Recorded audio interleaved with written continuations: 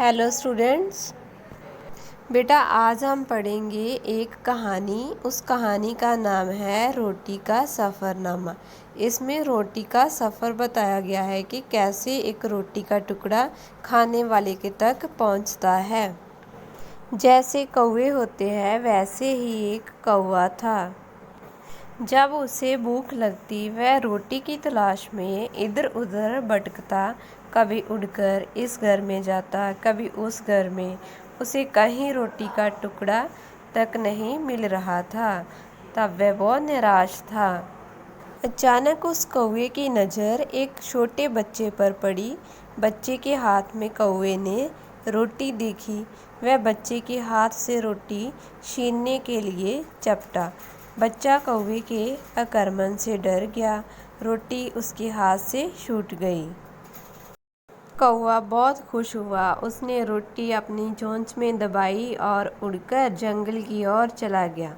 वहाँ बड़े ही आराम से रोटी खाने के लिए बैठा ही था कि एक कुत्ता रोटी पर चपट पड़ा। कुत्ता बहुत ताकतवर था। अब कौवे की एक ना चली और कुत्ता रोटी लेकर भाग गया।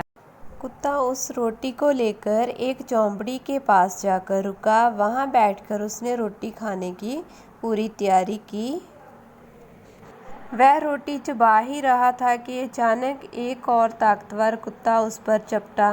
कुत्ते ने रोटी वहीं छोड़ दी और किसी तरह अपने प्राण बचाकर भागा। अधिक ताकतवर कुत्ता भी रोटी के लिए लौटकर वापस नहीं आया। उस समय अकेली पड़ी रोटी सोचने लगी कि आज मुझे किसके पेट में जाना है पता नहीं। रोटी की शक्ल इतनी बिगड़ चुकी थी कि वह मिट्टी में लथपथ हो चुकी थी।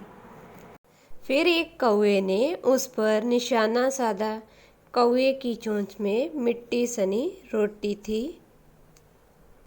कौवा एक तालाब के ऊपर से उड़ान भर रहा था। उसे पानी में एक और कौवा रोटी के साथ दिखाई दिया। उसने उसकी रोटी पाने के लिए जैसे ही अपनी चोंच खोली, रोटी पानी में गिर गई। आज मछलियों ने खूब अच्छा नाश्ता किया। इस प्रकार वह रोटी मछलियों का भोजन बन गई। बच्चों, इस कहानी से हमें यही शिक्षा मिलती है कि जो भाग्य में लिखा है वह मिल ही जाता है। धन्यवाद। अब आप इस कहानी को अपनी नोटबुक पर लिखिए।